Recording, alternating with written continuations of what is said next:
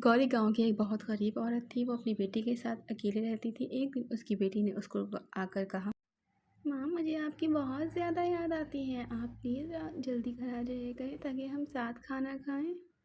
हाँ बेटा, मुझे भी आपकी बहुत ज़्यादा याद आती है। मैं रात को आज जल्दी वापस घर आ जाऊंगी। आप कोशिश कीजिएगा कि आप घर से बिना ज़रूरत घर से बाहर नहीं निकलें। अपना होमवर्क कंप्लीट कर लीजिएगा, फिर हम रात को साथ खाना खाएंगे। इतना कहकर गौरी अपने काम पर चले जाती है। गौरी चूँकि गांव की एक बहुत गरीब औरत होती है, इस वजह से गांव वाले उससे मिलना जुलना पसंद नहीं करते। वो गांव से दूर एक इलाके में जाकर मेहनत मजदूरी करती है और अपना और अपनी बेटी का गुजर बसर करती है। वो जिस गांव में काम करने के लिए जाती है, उस गांव का रास्ता एक जंगल से होता हुआ गुजरता है। वो रास्ता बहुत सुनसान होता है और उस रास्ते के बारे में बहुत सी बातें भी मशहूर होती हैं। लेकिन बहरहाल गौरी की मजबूरी होती है और वो जाती है। उस दिन वो जाते हुए सोच रही होती है कि आज शाम में वो जल्दी वापस आ जाएगी, क्योंकि उसकी बेटी उसका इंतज़ार करती है। लिहाजा शाम को वो अपना काम ख़त्म करके जल्द अज जल्द वापस आ रही होती है, लेकिन फिर भी बहरहाल उसको रात हो जाती है। रात में जब वो आ रही होती है तो उसको ऐसा लगता है जैसे कोई ताकत है जो उसको पीछे की तरफ वापस धक्का दे रही है। वो अपने घर नहीं जा पाती। वो आगे अपने कदम बढ़ाती है और उसको कोई एक ताकत होती है जो उसको पीछे की तरफ धक्का देती है। गौरी इस सबसे खौफजदा हो जाती है, मगर फिर गौरी हिम्मत करती है और दूसरा रास्ता अपनाते हुए जाती है। बारिश बहुत तेज़ हो रही होती है। एकदम उसके सामने एक चुड़ैल आ जाती है।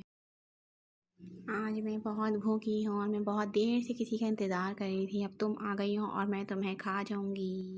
आज तुम्हें मुझसे कोई नहीं बचा सकता और मैं तुम्हें जल्द अज जल्द खाना चाहती हूँ।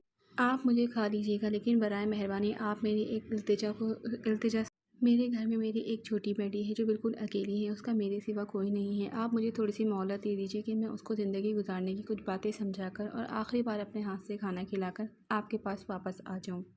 फिर आप मुझे खा लीजिएगा, मुझे आपसे शिकायत नहीं होगी। क्या तुम मुझे इतना बेवकूफ़ समझती हो कि मैं तुम्हारे ऊपर भरोसा कर लूँ? हरगिज़ नहीं, आज मैं तुम्हें खाऊंगी। नहीं, बराए मेहरबानी मुझ पर रहम करें, मेरी इल्तिजा को पूरा करें। मैं आपसे झूठ नहीं कहूँगी और मैं हरगिज़ अपना वादा नहीं तोड़ूँगी। मैं अपनी बेटी को आखिरी बार कुछ बातें समझाकर आना चाहती हूँ, क्योंकि उसका मेरे अलावा इस दुनिया में कोई भी नहीं है और वो बिल्कुल अकेली रह जाएगी। लेकिन मैं अपना वादा कभी भी नहीं तोड़ूँगी। आप मुझ पर एक बार भरोसा करें और मुझे इतनी मोहलत दे दें और मेरी इस दरख्वास्त को पूरा करें। चुड़ैल कुछ देर सोचती है और फिर कहती है, ठीक है, मैं तुम पे भरोसा कर रही हूँ, लेकिन अगर तुमने मेरा भरोसा तोड़ा तो मैं तुम्हारे साथ तुम्हारी बेटी को भी खा जाऊँगी और फिर तुम दोनों को मुझसे कोई नहीं बचा सकता। इतना कहकर चुड़ैल उसको रास्ता देती है और उसे जाने देती है, लेकिन चुड़ैल के जादू का असर उसके ऊपर मौजूद होता है, जिसकी वजह से उससे कदम नहीं उठाया जाता। वो बहुत मुश्किलों से अपने भारी कदम उठाते हुए अपने घर की तरफ जाती है, क्योंकि उसे अपनी बेटी की फ़िक्र हो रही होती है जो उसके घर में उसका इंतज़ार कर रही होगी।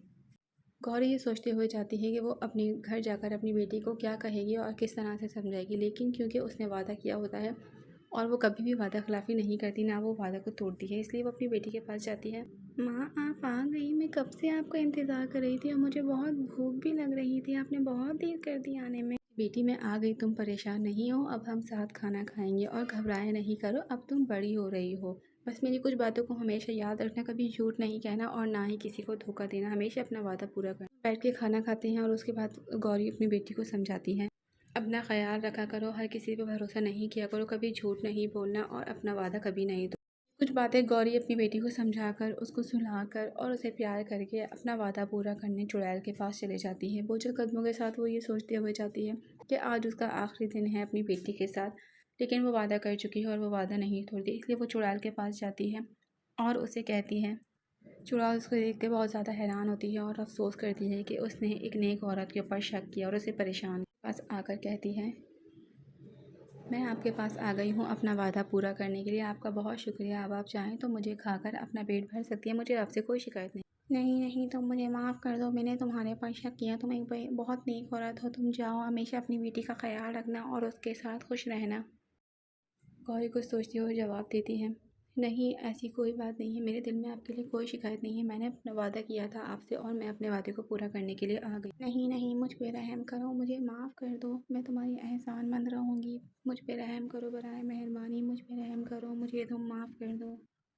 गौरी कुछ देर सोचती है और जवाब देती है, नहीं, मैंने आपको माफ़ किया, आप परेशान ना हो, मेरे दिल में आपके लिए कोई बात नहीं है और मैंने आपको सच्चे दिल से माफ़ किया। गौरी जैसे ही चुड़ैल को माफ़ करती है वैसे ही वो एक परी बन जाती है और उसके बाद वो परी उसे बताती है कि वो एक परी थी और एक नेक औरत को परेशान करने की वजह से उसको सज़ा मिली थी और वो एक चुड़ैल बन गई। असर उसी टाइम ख़त्म होता है जब कोई नेक औरत मुझे माफ़ कर दी। आज तुमने मुझे दिल से माफ़ कर दिया और मेरी वो सज़ा ख़त्म हो गई, लिहाजा अब मैं अपने परेशान वापस चले जाऊँगी और तुम अपने बेटी के साथ हमेशा खुश रहना। बहुत शुक्रिया तुम्हारा। ये कहकर वो परी अपने परेशान वापस चले आती है। गौरी बहुत ज़्यादा खुश होती है कि वो उसकी वजह से एक चुड़ैल भी आज़ाद हो गई और परी बन गई और जो है वो अपनी बेटी के साथ अब हमेशा अपने घर में खुश रहेगी। तो देखा बच्चों, वादा पूरा करने का कितना अच्छा इनाम मिला, इसलिए हमेशा अपना वादा पूरा करना चाहिए और कभी झूठ नहीं बोलना चाहिए।